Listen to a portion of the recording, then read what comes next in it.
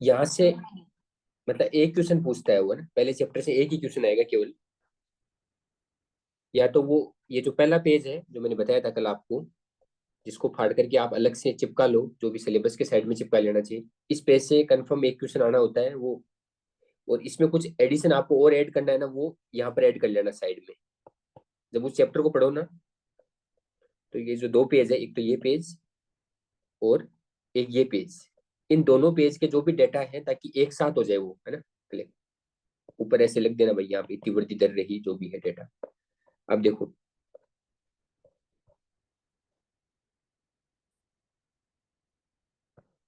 यहाँ पर इंपॉर्टेंट क्या है, पहले तो ये सारणी इंपॉर्टेंट है, ठीक है ना। जो मैंने कल आपको बताई थी कि ग्रोथ रेट कितनी रही, 12%। प्रचलित दरों पर कितनी है ग्रोथ रेट जीडीपी की, राजस्थान की 12% है, ठीक है।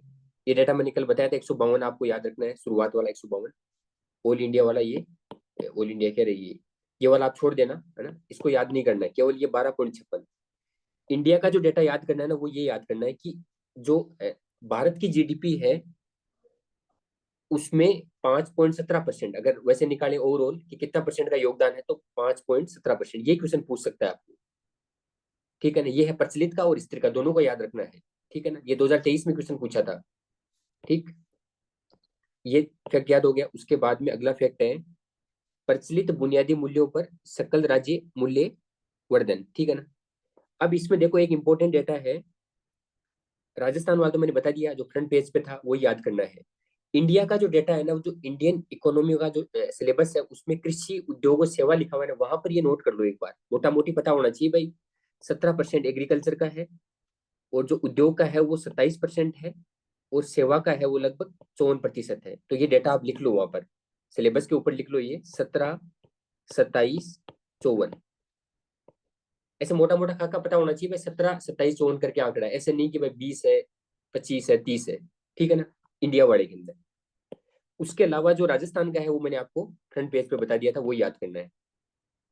ये अलग अलग इन्होंने, अब देखो यहाँ पर जो ये डेटा लिखा हुआ है ना, ये आप याद नहीं करो तो चलेगा, आप उसको निकाल लेना। अगर आपको ये ओवरऑल पता है कि 152 करके कुछ डेटा है ना, जो भी है इसको काउंट करके इसका परसेंटेज वो दिया हुआ है वहां पर, जो था ना 26 पॉइंट कुछ करके, 43 पॉइंट करके, उससे आप ये कैलकुलेट कर सकते हो वहां पर, ठीक है ना, एग्जाम में। अगर मान लो कोई टफ क्वेश्चन आ गया तो, ठीक है ना। तो ये आप दिमाग में रख लेना इस टाइप से। बाकी एग्जैक्ट याद करने की जरूरत नहीं है इसको। अगला जो यहाँ पर देखो कुछ लिखा हुआ है कि कृषि में क्या क्या चीज शामिल होती है, कई बार ऐसा क्वेश्चन भी पूछा हुआ है, आरपीएससी ने ऐसा क्वेश्चन पूछा है भाई कृषि में क्या चीज शामिल, तो चार चीज शामिल होती है, फसल है, पशुपालन है, वानिकी और मत्स्य। ये पहले चैप्टर में आ जाएगा, अभी पहले में क्या, दूसरे चैप्टर में जो कृषि वाला है, कि कृषि में क्या चीज शामिल है, ये चार चीजें, ठीक। उद्योग में क्या है, खनन है, विनिर्माण है, विद्युत है, गैस है, जलापूर्ति है, अन्य उपयोगी सेवाएं, निर्माण क्षेत्र सम्मिलित है। ऐसे सेवा क्षेत्र वाले में ये सारी चीजें जो मैंने सेवा क्षेत्र वाले चैप्टर में बता दिया था आपको, ठीक। अब सकल राज्य घरेलू उत्पाद स्थिर कीमतों पर कितना बता रखा है, ये डेटा इंपॉर्टेंट है अगला, 4.86। अखिल भारतीय जो जीडीपी है, जो ऑल इंडिया की जो जीडीपी है, उसका 4.86% पहुंचने की संभावना है राजस्थान अंश, ठीक है ना। तो ये 4.86 और ऊपर वाला जो था 5.17, ये दोनों पॉइंट याद रखना आप, स्थिर पर और प्रचलित पर। ज्यादातर चीजें स्थिर पर क्या होती है, कम मिलेगी, प्रचलित पर ज्यादा मिलेगी, ठीक। ये दो डेटा आप लिख लेना। उसके बाद में जो स्थिर पर डेटा है वो ये वाला याद रखना है आपको, 8.03। बाकी ये मत याद करना, ठीक है ना। ये मैंने आपको फ्रंट पेज पे पहले बता दिया था, वहां पर ही इसको नोट कर लो, ये 8 और 12 जो ऊपर मैंने बताया, याद हो गया दोनों डेटा, 8 और 12। उसके बाद में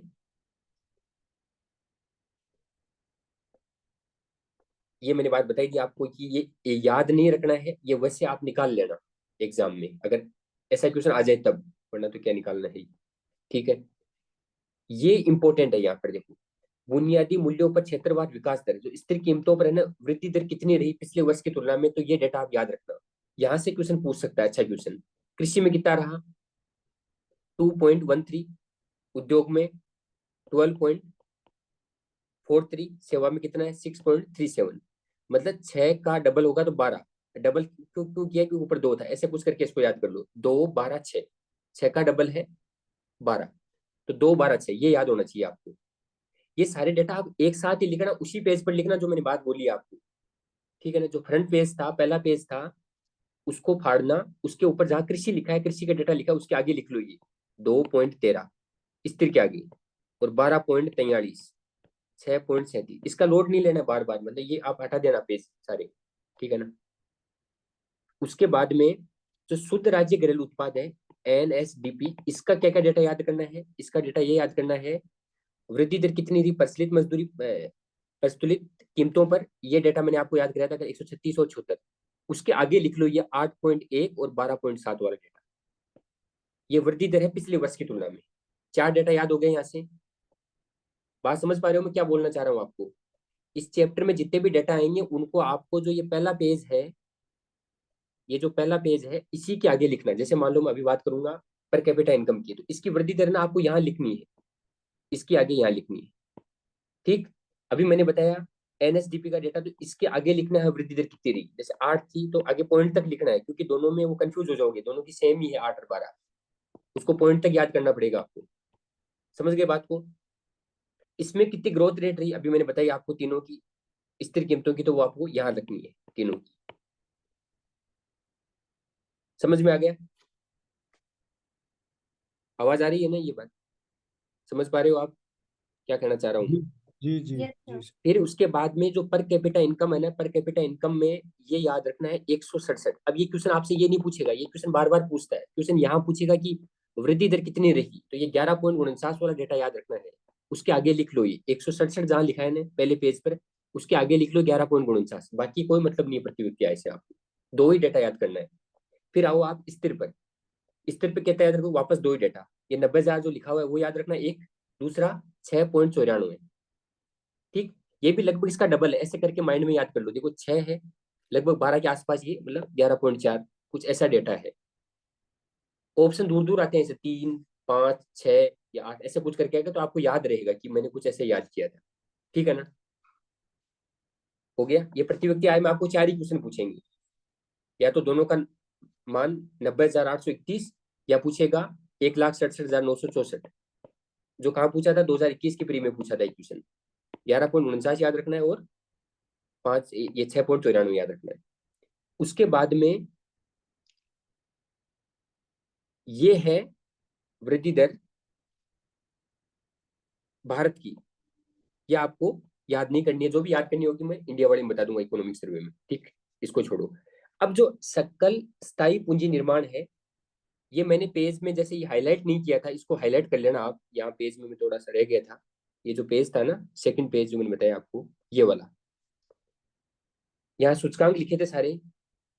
इस सूचकांक के ऊपर देखो ये डेटा है ना, ये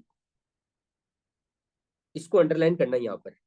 ये क्वेश्चन पूछने लायक क्वेश्चन है, मैंने किया नहीं था, ठीक है ना। यहाँ पर आपको चार डेटा याद करने हैं। सकल स्थायी पूंजी निर्माण, कि एक साल में कितना सकल स्थायी पूंजी निर्माण किया है, ठीक है ना। तो उसमें आपको डेटा याद रखना है चार। क्या क्या याद करोगे? पहला डेटा ये याद करना है कि कितना कुल संपत्तियां कितनी हुई है ना। तो ये 3,99,594, तो आपको 399 लगभग 4 लाख करोड़ का अनुमानित की गई है एक तरह से संपत्तियां। मतलब सकल स्थायी पूंजी निर्माण का मतलब होता है कि वर्ष के दौरान उत्पादनकर्ताओं द्वारा कितनी सर्जित, मतलब कितनी पूंजी सर्जित की गई। अब पूंजी सर्जित दो तरीके से हो सकती है, एक तो होगी निजी तरीके से, एक होगी सार्वजनिक तरीके से। तो आपको ये पता होना चाहिए निजी से कितना प्राप्त हुआ और सार्वजनिक से कितना प्राप्त हुआ। टोटल ओवरऑल तो जो था ना वो था 3,99,594। तो आप मोटा मोटी दिमाग में रखो कि लगभग 4 लाख का डेटा है ये, तो ये वहां पर लिखा हुआ है ऑलरेडी। उसके आगे ये लिख लो कि जो ये टोटल अपनी जो जीडीपी है ना, जो राजस्थान की जीडीपी है उसका 29.43 है, ये भी वहां लिखा हुआ है। अब आपको लिखना क्या है, क्वेश्चन आपसे ये पूछेगा कि निजी से कितना प्राप्त हुआ और सार्वजनिक क्षेत्र से कितना पूंजी निर्माण हुआ। तो ये 78 और 21 वाला ये डेटा याद रखना है आपको। तो वहां आगे लिख लो उसके 78 और 21%, पॉइंट को छोड़ो यहाँ पर, 78 21 इतना याद रखना है, याद हो जाएगा। ये क्या है, ज्यादा कौन सा भाई, निजी से ज्यादा मिलेगा पता है, तो ये निजी का है और ये सार्वजनिक का है, ठीक। दो डेटा ये हो गया, दो वहां पर लिखा हुआ है 399 और 29.43, और 12% की वृद्धि दर हुई है पिछले वर्ष की तुलना में। ये तो कम चांस है पूछने का, फिर भी आप एक और याद कर लो, ठीक। ये इतना ही क्वेश्चन आपको पूछने वाला है। एक चीज और लिख लो कि जैसे जो क्षेत्रवार की बात करें ना अपन, तो उसमें सबसे ज्यादा किसका हुआ, निर्माण का सहयोग रहा। जो टोटल 3,99,000 प्राप्त हुआ, उसमें एक टेबल दे रखी है। उसमें न्यूनतम और अधिकतम थोड़ा दिमाग में रखो। मत्स्य है वो न्यूनतम है 7, ये याद करने की जरूरत नहीं है कितना करोड़ है। ये याद करो अधिकतम निर्माण है और मिनिमम मत्स्य है। याद हो गया। ये डेटा आप 2 ही पेज के डेटा है ये। ज्यादा इतना मत उलझना कि सारी चीजें याद करने लग जाओ, सारा कुछ भी याद नहीं करना, जो मैं बता रहा हूँ उतना याद कर लो। अगर आएगा तो ठीक है, नहीं फिर वो टफ क्वेश्चन होगा फिर, ठीक है ना। सर वो 78 वाला फैक्ट दोबारा बताना एक बार। 78 मतलब जितना चीजें प्राप्त हुई है ना, 3,99,000 की जो कीमत के आधार पर जो डेटा निकाला गया है ना, बाकी सकल स्थायी पूंजी जो निर्माण है वो हुआ है 3,99,000। अब इसको परसेंटेज में डिवाइड किया है कि निजी से कितना प्राप्त अच्छा। हुआ, तो वो हुआ 78%। और सार्वजनिक से कितना प्राप्त हुआ, 21%। ऐसे वहां क्वेश्चन कैसे पूछेगा आपसे, सकल स्थायी पूंजी निर्माण में निजी जो था ना उसका कितना योगदान रहा, सकल स्थायी निधि। तो ये 2 डेटा याद करना है, ठीक। Okay sir. उसके बाद में आ जाओ मूल संख्या की। यहां से भी एक क्वेश्चन पूछ सकता है, जो ये एक साथ बताऊंगा मैं। यहां तक समझ में आ गया ना। लिख लोगे नहीं डेटा सारे आप, याद हो जाएंगे ना जी। डेटा ये। Yes sir. याद करना है इनको, ठीक है ना। यहाँ पर लिखना है वो डेटा जो मैंने बोला ना, सकल स्थायी पूंजी निर्माण ये 3,99,000 और ये 29% था। उसके आगे लिख लो वो 78 और 21। ब्रैकेट में लिख लो निजी और सार्वजनिक, ठीक। और यहाँ पे लिख लो निर्माण से मैक्स और मिनिमम किससे हुआ, मत्स्य से, ठीक। अब मैं जो सूचकांक बताऊंगा ना, जैसे 4 टाइप के सूचकांक आएंगे इसमें। टोटल कितने टाइप के आएंगे अभी, 4। एक तो आएगा WPI, एक आएगा CPI। CPI में जो 3 टाइप आएंगे उनको आप या तो यहाँ नोट कर लेना, या जो ये जगह पड़ी है खाली यहाँ पर नोट कर लेना, ठीक है ना। वो डेटा अब मैं बताता हूँ आपको, उसमें क्या क्या याद रखना है। उसमें एक तो नो प्रॉब्लम सर। क्या हुआ, स्क्रीन स्क्रीन एक सेकंड।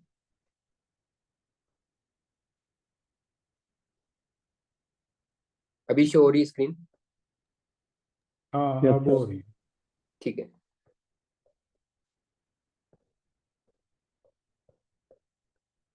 अब जो ये सांख्यिकी वाला जो डेटा है ना, इसमें क्या करना है आपको, एक तो आधार वर्ष याद करना है सबका। जो देखो वहां पर थोक मूल्य सूचकांक, पहला जो सूचकांक दिया वो दिया थोक मूल्य सूचकांक। इसमें क्या क्या याद करना है, पहला ये याद करना है कि ये कौन निकालता है, आर्थिक एवं सांख्यिकी निदेशालय जो राजस्थान का है वो निकालता है, एक डेटा। दूसरी बात है कि साप्ताहिक आधार पर निकाला जाता है, 2। 1957 से निकाला जा रहा है, 3। और सभी जिलों में है, ये कोई मतलब नहीं है इसका, ठीक है ना। बाकी जितनी भी चीजें बताऊंगा उसका अलग मैटर। WPI का जो लिखा है ना वहां पर ये आगे लिख लो, WPI लगा करके ओब्लिक लगाओ, 1957 ओब्लिक आर्थिक एवं निदेशालय वाली बात लिख लो, फिर ओब्लिक लगा लो 1999 2000 वाली बात लिख लो कि ये आधार वर्ष है, जो वहां पर ऑलरेडी लिखा हुआ भी है, ठीक है ना। अब आपको क्या करना है, अगला डेटा ये याद करना है कि WPI में कितनी कितनी वस्तुओं को शामिल किया गया था, 154 वस्तुओं। तो वहां पर ऐसे लिख लो 154 is equal to 75 plus 69 plus 10, ऐसे करके लिख लो। ये याद होना चाहिए। समझ गए बात को, कि इतनी वस्तुओं को इसमें शामिल करके इसका वो निकाला जाता है, ठीक है ना। 154 हो गया, उसके बाद में 75 और 69 और 10, उसके बाद में इनका भारांश लिख लो आगे, ये भारांश भी पूछ सकता है। मतलब कितना वेटेज है, जितनी वस्तुएं हैं ना उनमें भाई वेटेज सबसे ज्यादा जो है वो विनिर्मित उत्पाद का है, तो ये आगे लिख लो उसके 33, 49 और 16, ये वेटेज है। जैसे 100 होता है वेटेज टोटल ओवरऑल, तो इसमें इसका इतना वेटेज है, इसका इतना वेटेज है, इसका इतना, ये याद होना चाहिए, ठीक है ना। उसके अलावा आपको इसमें कुछ भी याद नहीं करना इस पेज से। अगले पेज में आओ, अगले पेज में एक ये डेटा याद करना जो आगे वहां पर स्टार्टिंग में 388 लिखा हुआ है।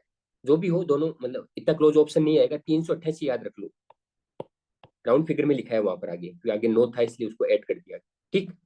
याद हो गया। उसके बाद में आप जो CPI है, CPI प्रमुख रूप से इसके 4 सूचकांक है। यहाँ पर देखो टोटल 4 सूचकांक लिखे हुए हैं, तो इनको आप कैटेगरी वाइज अपनी सहूलियत के लिए CPI लिख करके ऐसे 4 भाग कर लो, 1, 2, 3 और 4, 4 पार्ट कर लो इसके। देखो पहला क्या लिखा हुआ है, औद्योगिक श्रमिकों हेतु CPI IW, मतलब इंडस्ट्रियल वर्कर के लिए, तो यहाँ पे IW लिख लिया, ऐसे लिख लो IW। उसके बाद लिखा हुआ है कृषि श्रमिकों हेतु AL, एग्रीकल्चर लेबर की बात कर रहा है तो यहाँ पर AL लिख। उसके बाद लिखा हुआ है ग्रामीण श्रमिकों हेतु CPL, मतलब रूरल लेबर की बात कर रहा है तो यहाँ पर RL लिख लो। उसके बाद लिखा है ग्रामीण शहरी एवं संयुक्त हेतु, तो ये RUNC कंबाइन वाला लिख लो। ये लिखने के बाद में इसके आगे आप ऐसे लिखते जाना। एक तो आधार वर्ष लिखना है आपको, एक इनको कौन निकालता है वो चीज लिखनी है, आधार वर्ष लिखना, कौन जारी करता है वो लिखना, बस दो बात। अब देखो यहाँ पर क्या लिखा हुआ है, जो प्रथम तीन है, पहले वाले तीन है उनको कौन लिखा, प्रथम तीन प्रकार के सूचकांक श्रम ब्यूरो चंडीगढ़, और चतुर्थ सूचकांक है वो NSO के द्वारा जारी किया जाए, तो यहाँ पर लिख लो NSO, और बाकी इन तीन में कौन हो जाएगा, श्रम ब्यूरो चंडीगढ़ वाला। ठीक, उसके आगे जो आधार वर्ष लिखने हैं वो मैं आपको आगे बताता हूँ। देखो पहला डेटा आया था औद्योगिक श्रमिकों हेतु उपभोक्ता मूल्य सूचकांक, तो उसका आधार वर्ष कितना है 16, तो यहाँ पर लिख लो 16। ठीक, अब ये भी क्या होता है, पूरे ऑल ओवर इंडिया में निकाला जाता है, लेकिन यहाँ पे जो राजस्थान के है ना वो 3 केंद्रों से निकाला जाता है। उन 3 केंद्रों के नाम याद रखने हैं आपको, अलवर है, भीलवाड़ा है और जयपुर है, ये 3 याद नाम रखना। ऑप्शन में आपको ऐसे देगा, अलवर दे देगा, भीलवाड़ा दे देगा, जयपुर दे देगा और बीकानेर दे देगा, कि इनमें से कौन सा नहीं है, तो बीकानेर आंसर हो जाएगा। ठीक है ना, तो अलवर, भीलवाड़ा, जयपुर, ये तीनों याद रखना।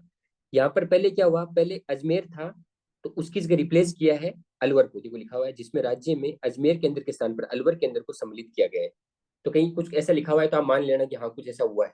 तो अलवर, भीलवाड़ा, जयपुर, ये 3 याद रखना आप, नाम और 2016 आधार वर्ष है, 2 बात। और तीसरी बात क्या थी कि कौन निकालता है वो, सबका एक ही आंसर है, क्या है, चंडीगढ़ वाला। अगले में आओ, एक बार ये मत याद करना क्या लिखा हुआ जो भी है ना। उसके बाद में आप अगला डेटा है कृषि श्रमिक वाला, कृषि श्रमिक कौन निकालता है, वही वापस चंडीगढ़ वाला। आधार वर्ष क्या है, 86-87, मतलब एग्रीकल्चर वाले में आधार वर्ष बहुत पुराना है अभी भी, ऐसे दिमाग में रहना चाहिए आपके। मान लो ऑप्शन में है 2012, 16, तो आपको ऑप्शन से ऐसे याद आना चाहिए मन में कि भाई कृषि वाला तो बहुत पुराना है, 86-87 का डेटा है। ठीक, तो 86-87। उसके अलावा आप याद करना, यहाँ पर एक थोड़ा सा मतलब वैसे पूछेगा नहीं क्वेश्चन, लेकिन आप रहने दो, फिर ये वाला जैसे पूछ तो सकता है लेकिन चांस कम है। इतना याद रखो आप तो कि आधार वर्ष कितना है और कौन, मतलब किसने जारी किया। ठीक, अगला जो डेटा है ना, सामान्य उपभोक्ता मूल्य सूचकांक संयुक्त वाला, इसको निकालता है NSO। आधार वर्ष क्या है, 12। ठीक, इसमें अगर आप याद करो ना तो ये 179 वाला याद कर लेना, 179.95, मतलब 179, 180 के आसपास है। ऑप्शन बहुत दूर दूर देता है, ऐसे नहीं तब पास में नहीं देगा कि आपको पॉइंट वाले याद करना, 180 के आसपास डेटा है। बस ये इतना ही डेटा याद करना है, बाकी कुछ मत याद करना। समझ में आ गया कि आपको पहले चैप्टर से क्वेश्चन सही हो जाएगा ना। Yes sir. ठीक है ना, ये सारे डेटा आपको कहाँ लिखने हैं, इस पेज पे लिखना, ताकि एक पेज और ये 2 पेज ही ऐसे हो जहां से आपके 2 क्वेश्चन निकल जाए, ओवरऑल ओवरऑल 2 निकलेंगे, इस चैप्टर से एक आएगा। समझ में आ गया। अब जो कृषि वाला चैप्टर है, आगे वाला जो चैप्टर है, पहला चैप्टर, वो बड़ा चैप्टर है, तो उसको स्टार्ट करते हैं। अब मैं क्या इसमें पूरा डिटेल से नहीं बताऊंगा आपको, क्योंकि अभी ये टाइम बहुत कम है, तो आप जो डेटा इंपॉर्टेंट है ना केवल उसी पर ध्यान दो। ठीक है ना, बाकी आपने अपने अपने लेवल पर इसको पढ़ लिया होगा या क्वेश्चन लगा लिए होंगे। मैं आपको सीधा उस पॉइंट पर ले जाऊंगा कि यहाँ से क्वेश्चन बनेगा, ऐसे ऐसे क्वेश्चन बनाएगा वो। ठीक है ना, पहली बात तो आपको ये पता होना चाहिए कि कृषि और संबंध जो क्षेत्र है उनमें 4 चीजें शामिल है। ठीक है ना, फसल है, ठीक है ना, वानिकी है, और मत्स्य है, और पशुपालन है। ठीक है ना, ये 4 चीज शामिल है। एक बात तो ये पता होनी चाहिए। ठीक, ये सबकी पता होनी चाहिए, उद्योग की भी, सेवा की, कृषि की कौन सी मदें उसमें शामिल है, कौन सी चीजें उसमें शामिल है। ठीक, अब देखो ये डेटा बार बार देखो आ रहा है, ये आप पहला जो पेज मैंने बताया ना वहीं पर ही नोट करना है इसको। ठीक है ना, कृषि क्षेत्र मैंने बताया कि देखो स्थिर कीमतों पर कितना है, जो मैंने अभी आपको पहले लिखा दिया था 2.13, उसके आगे लिख लो, स्थिर पे आगे जाकर के 2.13 लिख लो। प्रचलित वाले पे जाके लिख लो 9.64। ठीक, उसके बाद में ये चार चीज शामिल है, मैंने बताई दिया। अब देखो क्वेश्चन कैसे पूछेगा, आप में इन चारों का योगदान पूछेगा वो परसेंटेज में। अब ज्यादातर अपन को ऑप्शन में देखते ही ऐसा लगेगा कि फसल का ज्यादा होगा, लेकिन ऐसा नहीं है, पशुधन का ज्यादा है। यहाँ वो क्वेश्चन बनाएगा तो आपको क्या याद रखना, पशुधन का ज्यादा है, लगभग 4% ज्यादा, मतलब 48% इसका है और 44 इसका है। तो पशुधन 1 नंबर पे है, फसल 2 नंबर पे है, और 3 नंबर पे है वानिकी, 4 नंबर पे है मत्स्य। ये चारों याद होने चाहिए। अब जहां पर जो पहला पेज है ना, उसी में लिख लो आगे फसल को, जहाँ लिखा हुआ है ना इधर वाली साइड में ऐसे, वहां पर ऐसे 4 कैटेगरी बना लो। वहां पर ऐसे लिखो कि अधिकतम किसका है, 48, जो पशुधन का है। लगेगा फसल का है, लेकिन आंसर पशुधन ही है, ठीक है ना। फसल 44 और ये 6.40। ये इसलिए याद करना जरूरी है वानिकी का, क्योंकि वानिकी डायरेक्ट सिलेबस में पूछ सकता है वानिकी का। और जो सबसे कम है वो ऑटोमेटिक हो गया भाई, ये भी पूछ सकता है भाई, कम हो गया इसलिए पूछ सकता है, 0.49। ये चारों डेटा आपको याद होने चाहिए। बाकी ये मैंने वहां पर आपको बता दिया 26.72 वाली बात। ठीक, उसके बाद में वहीं पर ही लिख लो, उसके ब्रैकेट में ही जो आपने लिखा ना, फसल का लिखा, पशुधन लिखा, उसके ब्रैकेट में इस साइड में लिखो कि है ना, बाकी देखो पशुधन वानिकी मत्स्य में वृद्धि हुई है, इसमें कमी हुई है फसल में, देखो 1.61 की, ये लिख लेना। डेटा थोड़ा ज्यादा है पर अब क्या करें, ये है, इंपॉर्टेंट है ये, ठीक है ना। उसके बाद में पशुधन वाला है, उसमें देखो ये दूध है, अंडा, मांस, ये कुछ, ये सब कुछ शामिल होता है इसमें, ठीक है ना। उसके अलावा ऊन का, और वो डेटा आगे आ जाएगा दूध का, ये याद रखना है आपको कि कितना प्रतिशत है, ठीक है ना, आगे आएगा वो डेटा। अब देखो यहाँ पर है ना, जो पशुधन का जो डेटा है ना, पशुधन उत्पाद से कितना प्रतिशत, उसमें सबसे ज्यादा जो मैक्सिमम होता है ना, वो दूध का होता है। 80% तक का वेटेज है, मतलब जितना पशुधन उत्पाद से पैसा आता है ना, उसमें 80% दूध से आता है। ये थोड़ा दिमाग में रखना, 80% तक है। अब आओ भू उपयोग पर। भू उपयोग में आप मोटा मोटी पूरा मत याद करो, नहीं याद हो रहा तो इसमें ना शुद्ध बोया गया क्षेत्र जो मैक्सिमम है, उसका परसेंटेज है 53 पॉइंट, ये कुछ पॉइंट को छोड़ो, 53 याद रखो। और एक वानिकी का याद रखना, ये 8.09 वाला डेटा, ये पता होना चाहिए। बाकी रहने देना चाहिए, नहीं याद छोड़ सकते हो उसको, ठीक है ना। प्रचलित जोत आकार, यहाँ से क्वेश्चन पूछे हैं, तो यहाँ पर क्या याद करोगे कि कृषि गणना हुई थी 1516 में, उसमें टोटल जो भूमि जोतों की संख्या थी, एक तो ये याद करनी है, और पिछले जो गणना हुई थी उसकी तुलना में 11.14 की वृद्धि हुई है, ये याद करना। उसके अलावा ये मत याद करना अंदर वाला कि किसमें कितना बड़ा। अगला डेटा आपको याद करना है कि महिला और पुरुष का डेटा याद करना है, कहाँ लिखा हुआ है, ये रहा, महिला प्रचलित जोताकार, ये डेटा याद करना है 7.75 वाला, ये इंपॉर्टेंट है, ठीक है ना। ये दो याद कर लो, 7.75, और पुरुष का नहीं लिखा हुआ है, महिला इन्होंने जिक्र किया है, तो आप इसको माइनस करोगे तो ऑटोमेटिक पुरुष का निकल जाएगा, ठीक है ना। तो 76.55 में 7 पॉइंट किसका है, महिला वाला डेटा है, और कितने परसेंट की वृद्धि हुई, 11.14 की वृद्धि हुई, ठीक। और एक ये वाला डेटा कि राज्य में भूमि जोतों का औसत आकार है वो 2.73 हेक्टेयर वाला है, ये आपको पहले भी आ गया होगा डेटा, पता ही होगा, तो ये याद करना है। मानसून वाला मैंने आपको पहले बता ही दिया था कि ये 499 समरी में बताया था, ये याद होगा ही, ठीक है ना। ये डेटा मैंने शुरुआत वाले पेज में बता दिया था स्टार्टिंग में कि कितना हुआ है, 245.01 बताया था ना, कि दो, तीन गायब है इसमें, चार पांच ऐसी गिनती लिखी हुई है। जो तीन गायब है वह कम मान लेना, कमी हो गई थी 3.08 की पिछले वर्ष की तुलना में। ये दोनों डेटा याद होने चाहिए। उसके बाद आओ आप, ये मत याद करना चाहिए। एक ये सारणी बहुत इंपॉर्टेंट है, यहाँ से क्वेश्चन बना सकता है, पिछली बार भी नहीं बनाया, तो यहाँ चांस है क्वेश्चन बनाने का। क्वेश्चन कैसे बनाएगा, बाजरा फर्स्ट पोजीशन पर है, फर्स्ट पोजीशन पे कौन सा है, सेकंड पे कौन सा है, थर्ड पे कौन सा है, सारे याद होने चाहिए तो, क्योंकि आपके डायरेक्ट उसमें भी लगा हुआ है, ज्योग्राफी से लिंक करके भी पूछ सकता है, ठीक है ना। जो 3 नंबर पे उनको अलग से याद कर लो भाई। 3 नंबर पे देखो, दलहन है, चना है, ज्वार है और सोयाबीन है। पहले पे कौन सा, गवार है, कुल तिलहन है और सरसों है और बाजरा है, ठीक है ना। परसेंटेज जो फर्स्ट पोजीशन वाला है ना उसका परसेंटेज पूछ सकता है, जैसे फर्स्ट पोजीशन किसका है, बाजरा का है तो 38%, सरसों है तो 46%, गवार है तो इसका 87%, और ये कुल तिलहन है इसका 22%, है ना। बाकी की स्थान पता होना चाहिए कौन से पोजीशन पर है अपन, ठीक है ना। और जो वहां पर डायरेक्ट सिलेबस में लगे हुए हैं वो शायद ये बाजरा बाजरा ही लगा हुआ है, बाकी तो शायद नहीं होगा। जो भी लगा हुआ उसका तो पूरा डेटा इंपॉर्टेंट है, ठीक है ना, ज्योग्राफी में। ठीक, कृषि जलवायु क्षेत्रों में विभाजित किया गया है। यहाँ पर जो ये नए जिले लिखे हुए हैं इसको एक बार छोड़ देना चाहिए आप अभी, है ना। मतलब वो वाले याद करने जो पिछली बार आपने जो जलवायु क्षेत्र याद कर रहे थे उसके अकॉर्डिंग याद कर लेना चाहिए।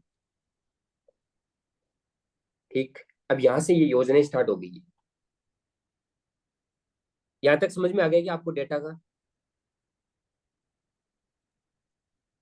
यस डेटा को लेके ज्यादा लोड नहीं लेना, जितना समझ में आ रहा है उतना कर लो कि भाई उसको, लेकिन एक पेज में करने की कोशिश करो ताकि वो आप आपस में उसको रिलेट कर पाओ, चीज को याद हो जाएगी, वरना याद नहीं होगी, वो लोड रहेगा उसका।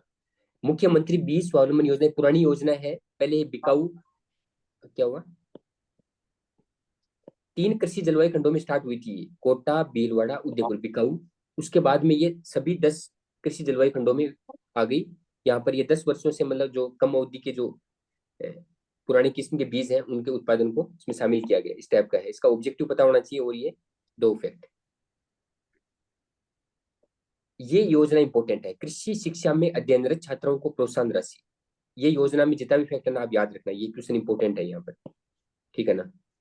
सुजस में भी आ रखा है एक बार, ये इंपॉर्टेंट है, इसको देख लेना। देखो कि क्या, कि एक तो इसका ऑब्जेक्टिव क्या है कि लड़कियों को औपचारिक रूप से कृषि का अध्ययन करने के लिए प्रोत्साहित किया जा रहा है, जिसके लिए कृषि विभाग उच्च माध्यमिक, स्नातकोत्तर और पीएचडी करने में प्रोत्साहन राशि प्रदान की जा रही है। कितनी राशि प्रदान की जाती है, वो 15,000, 25,000 और 40,000 की राशि दी हुई है। राशि याद होनी चाहिए, ठीक। उसके अलावा यहाँ पर कुछ भी क्वेश्चन नहीं पूछेगा आपसे। एक ये तारबंदी वाला डेटा है ना, यहाँ पर इंपॉर्टेंट है ये स्कीम इंपॉर्टेंट है, तारबंदी वाली, ठीक है ना। यहाँ क्या याद रखना है, ये डेटा इंपॉर्टेंट है कि इस कार्यक्रम के अंतर्गत छोटे सीमांत किसानों को 50% तक या 100 रुपए प्रति मीटर या 40,000 रुपए जो भी कम हो उतने का अनुदान उसको मिलेगा, ठीक। ठीक है ना, ये जो भी फैक्ट लिखा हुआ है आप इसको देख लेना, ये इंपॉर्टेंट है यहाँ पर, है ना। नया मतलब एक तरह से ऐड हुआ है। उसके अलावा ये नहीं पूछेगा। जो राष्ट्रीय खाद्य सुरक्षा मिशन है ये कब स्टार्ट हुआ, 7-8 में। रेशियो सबका 60-40 है, ये मैंने आपको पहले ही बता दिया कि लगभग योजनाओं में रेशियो 60-40 का याद रखना है। अब इसमें क्या है, जो गेहूं के कितने जिले शामिल है, मोटा अनाज और ये जो मक्का है इसका कितने जिले शामिल है, 5, ये याद रखना है। उसके अलावा सीरियल मिशन केंद्रीकृत प्रवर्तित योजना के रूप में राज्य में 18-19 से प्रारंभ की गई, ठीक है ना। और ज्वार के 10 जिले शामिल है, बाकी कुछ नहीं पूछेगा, ठीक है ना। अब यहाँ पे क्या बहुत सारी स्कीम लिखी हुई है, लेकिन आपको जो काम काम की होगी ना वो मैं उसकी लिस्ट बना करके अपलोड कर दूंगा, इनको आप थोड़ा विशेष तरीके से देखना है। बाकी आप केवल एक तो ऑब्जेक्टिव याद रखो, ऑब्जेक्टिव याद होना ज्यादा जरूरी है, बाकी ज्यादा फैक्ट आप याद मत करना चाहिए, है ना। लेकिन जो योजना में अपलोड करूँ ना उसको आपको सिस्टमेटिक देखना है कि भाई ये जैसे मैंने अभी बताया आपको, ये तारबंदी वाली हो गई, उसके अलावा ये कृषि शिक्षा में अध्ययनरत वाली बताई, ऐसे, है ना। इनको थोड़ा विशेष तरीके से देखना है, आप देख लेना, है ना। अब एक ये इंपॉर्टेंट है, ट्री बोर्न टिलन के अंतर्गत 6 टीबीओज, मतलब इसकी फुल फॉर्म है ये, तथा जैतून, महुआ, नीम, जोजोबा, करुंजा और जट्रोपा के लिए सहायता प्रदान की जाती है। मतलब ऐसा कुछ मिशन है, कुछ लिखा हुआ जाएगा ट्री बोर्न टिलन में कौन कौन सा शामिल है, तो ये नाम आ जाए तो आप थोड़ा दिमाग में रखना भाई, ये 1 2 3 4 5 6 इनके नाम लिखे हुए हैं। जैतून है, महुआ है, नीम है, जोजोबा, करुंजा और जट्रोपा, ठीक। अब देखो ये क्वेश्चन जैसे है ना, राष्ट्रीय कृषि विस्तार एवं तकनीकी मिशन, यहाँ पर क्वेश्चन क्या पूछेगा आपसे, ये जो 3 उप मिशन शामिल है ना, इनमें से कौन सा शामिल नहीं है या कौन सा शामिल है, ऐसे करके क्वेश्चन पूछ सकता है, ठीक है ना। कृषि विस्तार उप मिशन, कृषि यंत्रीकरण और बीज एवं रोपण सामग्री, ठीक है ना। तो ये 3 आप याद रखना नाम, इसमें बाकी और कोई क्वेश्चन बन नहीं रहा है, ठीक है ना। उसके आगे है 47 का रेशियो, ये तो आपको पता ही है। उसके अलावा कृषि विकास योजना, यहाँ पर भी चांस कम है। ये याद रखना, प्रधानमंत्री कृषि सिंचाई योजना है, इसका नोडल विभाग कौन सा है? उद्यानिकी विभाग। ये याद रखना, ये साइंस में आपसे पूछ सकता है क्योंकि आपके उद्यानिकी डायरेक्ट लगा हुआ है वहां पर पॉइंट, है ना। उद्यानिकी से रिलेटेड दो स्कीम है, एक तो देखो ये बागवानी मिशन है जो आगे आ रही है, इसका डिपार्टमेंट ये वाला ही है, और इसमें 24 जिले शामिल है। और ये है प्रधानमंत्री कृषि सिंचाई योजना, जिसका नोडल विभाग कौन सा है? लगेगा कृषि विभाग है, लेकिन उद्यानिकी विभाग है। रेशियो बताइए 60-40। फसल बीमा योजना में, फसल बीमा योजना पर क्वेश्चन पूछ सकता है आपसे इस बार। कारण ये है क्योंकि जैसे मेंस में जो क्वेश्चन आए हैं ना, उनको इनमें रिपीट किया है, जो ऑब्जेक्टिव पेपरों में। ये क्वेश्चन 10 नंबर का आया था मेंस में, तो ये क्वेश्चन आपसे पीटी में पूछ सकते हैं। क्या क्वेश्चन पूछेगा क्या आपको कि योजना स्टार्ट कब हुई? ऑप्शन देगा क्लोज, बिल्कुल 15, 16, 17 ऐसे देगा, तो 16 टिक करना है, ठीक है। दूसरा ये डेटा पूछेगा 2% का, 1.5% और 5%, ये आपको याद होगा ना, रबी, खरीफ और वाणिज्यिक, ठीक है ना। क्योंकि रबी में 2 वर्ड है तो लगभग 1.5 हो गया, बाद में मतलब खरीफ है तो ज्यादा वर्ड है तो ज्यादा होगा, और वाणिज्यिक और ज्यादा बड़ा वर्ड है तो 5% हो गया, ऐसे करके याद रख लेना। 1.5, 2 एंड 5, ठीक। और 2016 से प्रारंभ हुई है, ये याद रखना। ये ना बहुत क्लोज ऑप्शन देगा, इजी क्वेश्चन आएगा 16, 15, बाकी और इसमें कोई क्वेश्चन है नहीं पूछने लायक, ठीक है ना। एक देखो ये याद रखना, फसल कटाई प्रयोग करने वाले प्राथमिक कार्मिकों को प्रोत्साहन राशि के प्रीमियम अनुदान एवं भुगतान के लिए राज्य निधि योजना संचालित है। ये तो वैसे भारत सरकार द्वारा संशोधित निर्देशानुसार खरीफ 2020 से असिंचित क्षेत्रों के लिए 30%, सिंचित क्षेत्रों के लिए 25% के अधिकतम प्रीमियम पर अनुदान भारत सरकार द्वारा वहन किया जाएगा। ये लाइन कहीं स्टेटमेंट में लिखी हुई आ सकती है ना। फसल बीमा योजना पर चांस है क्वेश्चन पूछने का, क्योंकि मेंस में क्वेश्चन पूछा हुआ है, इसलिए रिपीट कर सकता है। इजी क्वेश्चन है पर पूछ सकता है ना, दिमाग में रखना। उद्यानिकी मैंने बता दिया, डायरेक्ट आपके साइंस में लगा हुआ है, जो लास्ट का पॉइंट है राजस्थान के संदर्भ में। तो एक क्वेश्चन तो ये बनता है जो पूछ लिया उन्होंने बहुत बार, तो ये चांस तो कम है, लेकिन फिर भी दिमाग में रखना, राष्ट्रीय बागवानी मिशन, 24 जिले और उद्यानिकी विभाग। यहाँ नाम से क्लियर है तो नहीं पूछेगा। रेशियो बताइए आपको 60-40। सौर ऊर्जा कंपोनेंट है जो मैंने आपको सुजस बुलेटिन में बता दिया था, फिर वापस रिपीट कर रहा हूँ। एक तो इसकी फुल फॉर्म पता होनी चाहिए, प्रधानमंत्री किसान ऊर्जा सुरक्षा उत्थान महाभियान। और इसमें जो सब्सिडी दी जाती है वो 3 HP से लेकर के 7.5 HP तक ही दी जाएगी, उसके ऊपर नहीं दी जाएगी, ठीक है ना।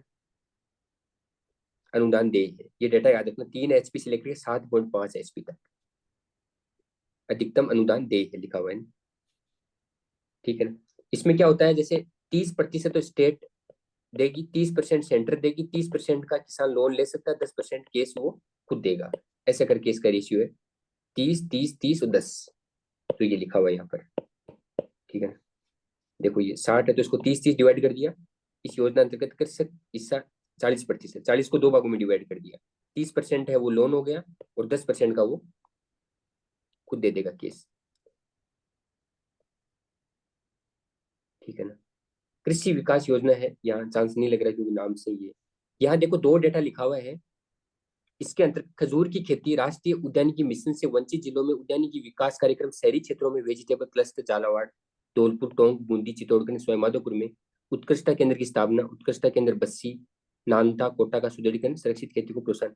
मान लो यहाँ पर कोई कोई क्वेश्चन आ रहा है तो वो एक तरह से साइंस के पॉइंट ऑफ व्यू से क्वेश्चन पूछ सकता है उद्यानिकी वाले में, राजस्थान के विशेष संदर्भ में। तो आप ये याद रख लेना, एक्सीलेंस सेंटर जो भी है, बस्सी, नानता, जैसे ये वर्ड आ जाएगा नानता तो आपको आइडिया नहीं लगे कहाँ है, ऐसा ऑप्शन दे देगा उत्कृष्टता केंद्र नानता ये कहाँ है, तो फिर ऑप्शन कोटा, जयपुर, स्वयं माधोपुर, तो कोटा टिक कर देना, ठीक। ये इसका ऑब्जेक्टिव पूछेगा ना, राजीव गांधी कृषक साथी सहायता योजना। ये वैसे चांस कम है, महात्मा ज्योतिबा फुले वाली बहुत बड़ा इसमें दे रखी है स्कीम, 4, 5, 5, 7 स्कीम दे रखी है, चिकित्सा की, पितृत्व है ना। ये चांस कम है, ये मेंस में लगा हुआ है डायरेक्ट, कृषि विपणन वहां पूछने का चांस है, प्री में नहीं पूछेगा क्वेश्चन, ठीक है ना। ये मैंने आपको बताई दी थी, इसका ईयर याद रखना 2019 में आई थी, विशेषता सारी कॉमन विशेषताएं हैं। लेकिन ये जो डेटा है ना यहाँ पर, वित्तीय सहायता के प्रावधान, अब इसको याद भी कर सकते हो लेकिन चांस तो कम है, लेकिन फिर भी आप एक बार मोटा मोटी जो है ना, ये लिखा हुआ है ना कि 100% स्वामित्व वाली परियोजना कृषकों एवं उनके संगठनों को 75%। इसमें अलग अलग जो ये लिखी हुई कैटेगरी, एक बार इसको आप देख लेना, ठीक है ना। वैसे मैं ज्यादा डेटा बता रहा हूँ अभी आपको, पर ये इंपॉर्टेंट भी लग रही है क्योंकि विशेषता लिखी हुई आती है तो कोई अच्छा क्वेश्चन बना सकता है, ठीक है ना। कृषि कल्याण कोष है, ये 1 लाख करोड़ का है, भारत सरकार वाला, ठीक है ना। और जो राजस्थान का है वो 7500 करोड़ का है।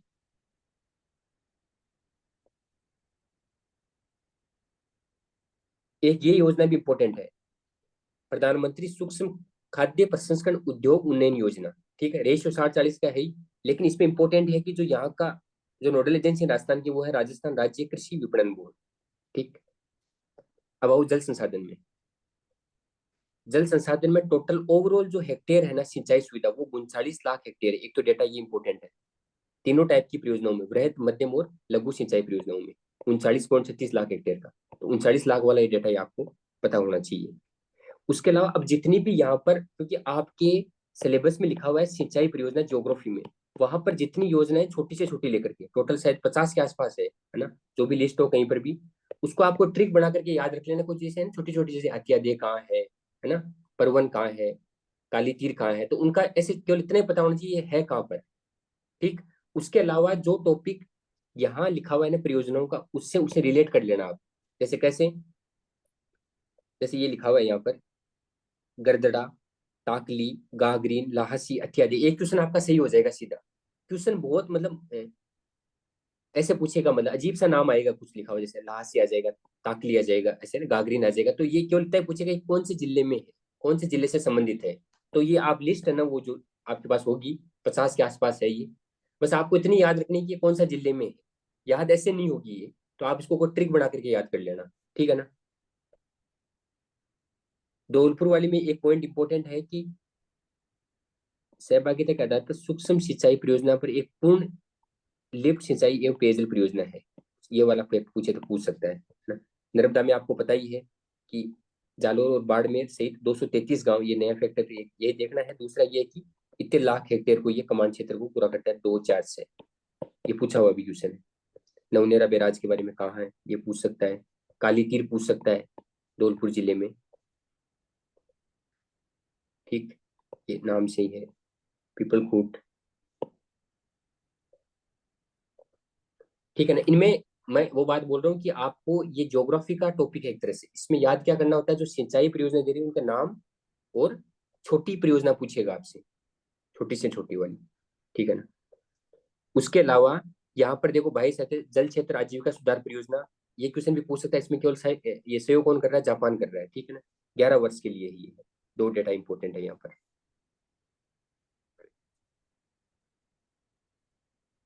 एक है मरु क्षेत्र के लिए जो अपने पहले आ गई थी, न्यू डेवलपमेंट बैंक, ये 10वें चैप्टर मैंने बता दिया था कि कौन इसकी वित्त पोषित सहायता कर रहा है, वो पता होना चाहिए। ये इंपॉर्टेंट है, जल विज्ञान परियोजना, ये आई नहीं अभी तक। इसमें क्वेश्चन आपसे ये पूछेगा इसमें सहयोग कौन कर रहा है, वर्ल्ड बैंक सहयोग कर रहा है, ठीक है ना। राजस्थान सरकार का कोई योगदान नहीं है इसमें, 100% भारत सरकार दे रही, बाकी बाहर से वर्ल्ड बैंक दे रहा है। ये इंपॉर्टेंट है, याद रखना ना। जो राज्य में 7 बांधों ये जो भी है, इनमें ये ये कुछ कर रहा है, ठीक है। इसमें याद क्या करोगे कि कौन इसमें वित्त पोषित कर रहा है, ये इंपॉर्टेंट है डेटा, और टोटली भारत सरकार की है। इंदिरा गांधी फीडर पंजाब वाले में क्या याद रखना है कि जो इंदिरा गांधी फीडर की रीलाइनिंग है उसमें 60% केंद्र का हिस्सा है, 40% राज्य सरकार द्वारा वहन किया जा रहा है। और जो सरहिंद फीडर है, अब ये क्वेश्चन पूछ लेगा कि कौन सा राज्य इसमें सहयोग कर रहा है, तो दोनों के आपस में ज्वाइंट वेंचर है सरहिंद फीडर की रीलाइनिंग में, पंजाब और राजस्थान का। रेशियो कितना है, ये रेशियो इंपॉर्टेंट है यहाँ पर, 54 और 45। उल्टा कर देना, 54 आ जाएगा, 54 का उल्टा करोगे तो 45 हो जाएगा, ये रेशियो है। इसमें जैसे मान लो राजस्थान का कितना है, ये कम वाला है, ठीक। इसमें सेंटर 60% पैसा दे रही है और 40% इसमें भी, मतलब अलग से इसको भी डिवाइड, मतलब 100 में जब डिवाइड करोगे तो 2 भाग हो जाएंगे, 60-40। इसमें 60% पैसा सेंटर दे रही है। तो आपको याद क्या रखना है, सरहिंद नाम आते ही पंजाब दिमाग में आना चाहिए, और दूसरा डेटा ये याद आना चाहिए कि 2 डेटा लिखे हुए हैं, 54 और 45, उल्टा पुल्टा है, कम वाला है वो राजस्थान का है। ये एक अच्छा क्वेश्चन है यहाँ पर, ठीक। बांध पुनर्वास सुधार परियोजना है, ये इसमें तो कुछ है नहीं इम्पोर्टेंट जो पूछने लायक हो।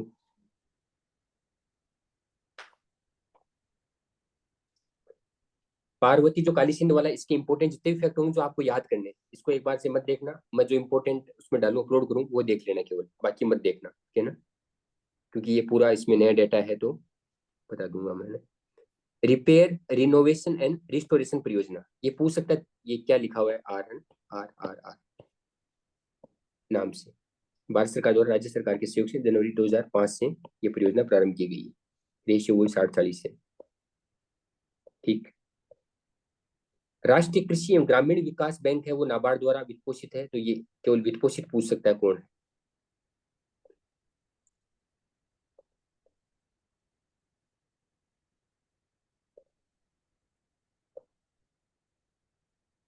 यहाँ तक देखो आप, है ना, केवल नहर तक, बाकी कल देख लेंगे क्योंकि ज्यादा हो जाएगा बोल।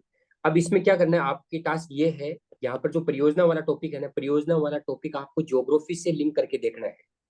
समझ गए बात, कि ज्योग्राफी में जितनी भी सिंचाई परियोजना है ना, मैं कल आपसे पूछूंगा, टोटल 50 के आसपास है।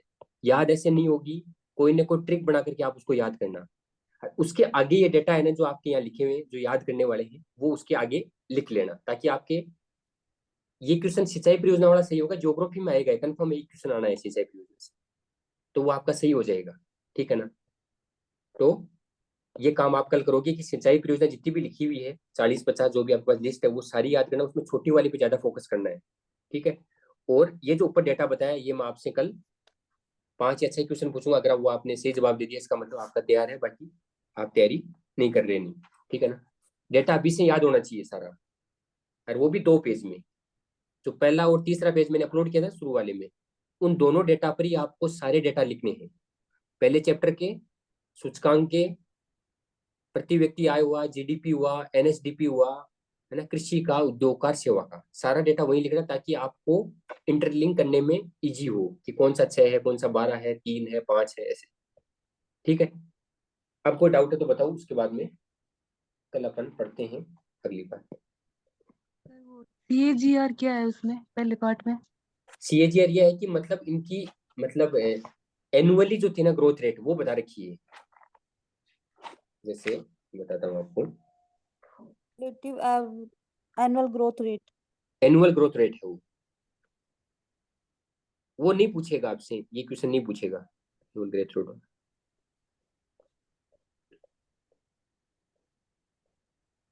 ये तो क्या होता है, जब कोई सरकार चेंज होती है तो वो अपने आप को दिखाने के लिए, भाई देखो हमने ऐसे ऐसे चेंज किया, तो वो कोई लॉजिक नहीं है पूछने का, नहीं पूछेगा,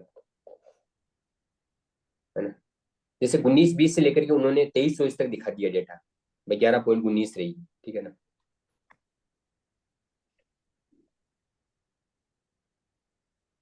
और सर वो योजना उसमें मिल जाएगी HM सक्सेना में?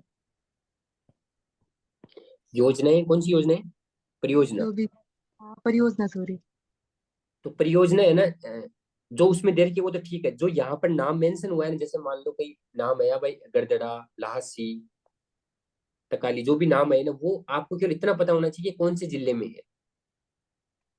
अगर वहां नहीं है ना तो उसमें ऐड करो, या उसको सर्च करो फिर गूगल से भाई कौन सी है, क्योंकि जो है ना, यहाँ से भी कई बार कोई ये न्यूज में रही होगी तो पूछ सकता है, वो ज्योग्राफी में लिंक करके पूछ सकता है। लेकिन एक क्वेश्चन कंफर्म आता है सिंचाई पर, है ना, तो ये आपको याद करना है। दूसरा, जैसे मान लो जो डेटा, जैसे मान लो नर्मदा का लिखा हुआ है भाई, 233 गांव लिखा हुआ था बीच कुछ, उसके अलावा 2.46 वाला डेटा लिखा हुआ था, उसके अलावा ये लिखा हुआ था कि कौन से 2 जिले हैं, वो तो आ ही गया। उसके अलावा जैसे उसमें धौलपुर वाली में लिखा हुआ था कुछ, एक डेटा लिखा था जो मैंने बताया अभी आपको, वो जैसे ऐसी चीजें है ना, मतलब कई बार पूछ लेता है, ऑप्शन में आ जाती है, वो यहाँ से ही बनाता है क्वेश्चन फिर, है ना। तो आप ये सारी परियोजनाओं का एक साथ देख लेना। उसके अलावा डेटा वाला मैंने आपको बता ही दिया। और जो योजनाएं आ रही है ना कृषि से संबंधित, उसमें जो इंपॉर्टेंट है ना, मतलब वेरी वेरी इंपॉर्टेंट है भाई, ये पूछने का चांस है, उसकी मैं लिस्ट बना दूंगा भाई, ये आप थोड़ा सा ध्यान से इनको देख लेना, उनके डेटा पता होना चाहिए भाई क्या है। सर आपने सूजस पढ़ाया था ना, जब आपने 3 योजनाओं के लिए बोला था कि मैं कृषि वाला पढ़ाऊँ, सिंचाई वाला पढ़ाऊंगा जब बताऊंगा, ऐसे कुछ मुझे याद है ऐसा। कौन सा कृषि का। 3 क्या मतलब कि जब आप सूजस पढ़ाए थे, सूजस में योजनाएं आ रही थी, हाँ ये पीकेसी मतलब पार्वती लिंक वाली भी आई थी और दो और थी, हाँ तो वो आपने बताता बताया हूँ मैं, वो इसमें नहीं आएगी, वो उसमें नहीं आएगी, वो सूजस में ही आएगी। वो 3 योजनाएं हैं। एक तो अच्छा देवास है, एक यमुना से जो पानी ला रहे हैं शेखावाटी इलाके में उसका, और तीसरा ही पार्वती लिंग वाला। ये 3 ही न्यूज में रही, तीनों में से एक क्वेश्चन कंफर्म आना है। अच्छा अच्छा अच्छा। उसका कोई डेटा होगा तो मैं मेंशन कर दूंगा। उसमें एक तो ये पूछेगा भाई कौन से एरिया के लिए, एकदम इजी क्वेश्चन तो इस टाइप का आ जाएगा। बाकी टफ आएगा तो वो जो सूजस में डेटा लिखा हुआ है ना उसका, वो पूछेगा आपसे। जैसे देवास का कुछ लिखा हुआ है वहां पर भाई, उदयपुर के में कौन से वो है, तो वो वहां से पूछेगा क्वेश्चन। ये 3 ही है, हाँ सही बात है आपकी।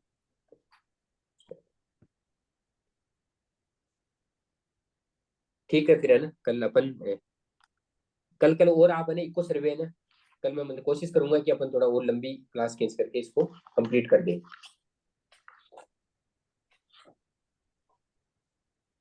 और आप इसके छोटे छोटे है ना मतलब फैक्ट ऐसे अपने हाथ से लिखो ताकि वो याद हो।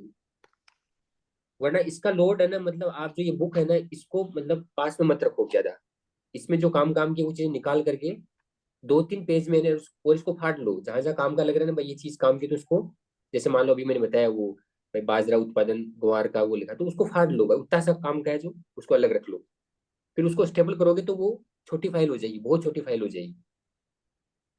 उसके ऊपर या इर्द की जो डेटा है ना, आगे पीछे इधर उधर, तो वो भी सारा उसके आसपास ही लिखो। समझ गए ये, क्योंकि 20 नंबर का मामला है ये, 16 और 20 के बीच में। समझ गए बात? टेक्निक समझ गए ना फाड़ने वाली? देखो मैं बताता हूँ आपको, इसमें क्या करना है आपको। जैसे मान लो मैंने बताया भाई ये पेज काम का है सपोज करो, तो इसको यहाँ से फाड़ो, पेन उससे जो आती है ना पुट आती है उससे फाड़ लो ये वाला, इसको हटाओ ऊपर वाले को। ठीक, फिर उसके बाद में ये वाला फाड़ लो, दो। फिर यहाँ कोई मतलब नहीं है, ये छोड़ दो सब, ये भी काट दो। फिर जैसे ये है, ये आपको लग रहा है ठीक है, नहीं नहीं है तो फिर इसको छोड़ो। फिर या जो इसका डेटा है ना उसको निकाल लो भाई, ये 2 डेटा निकाल करके आपने खाली पेज में लिख दिया। लेकिन ये मामला 4-5 पेज में ही होना चाहिए पूरा। एक सर्वे जिसने 4-5 पेज में कर लिया उसका सारे क्वेश्चन सही हो जाएंगे, वो डेटा याद नहीं रहेंगे, वरना ऊपर नीचे हो जाएंगे 5 था 10 था। बात समझ में आ गई? ये काम मेंस के लिए करना है, ये प्री के लिए करना है। मेंस की अलग टेक्निक होगी भाई, उसको किस तरीके से करना है ना। और प्री में क्या होता है, प्री में तो जैसे आपको फैक्ट भाई वो याद होने चाहिए। जैसे अब ये पेज है तो ये पूरा पेज लेके मत घूमो, या कोई काम का नहीं है, केवल ये पता होना चाहिए भाई 4 क्या चीज है और ये डेटा याद, इनको वहां लिख लो। ये काम आप करना कल और एक बार, ठीक है ना? ठीक है सर, गुड नाइट। है ना? हाँ ठीक है, धन्यवाद।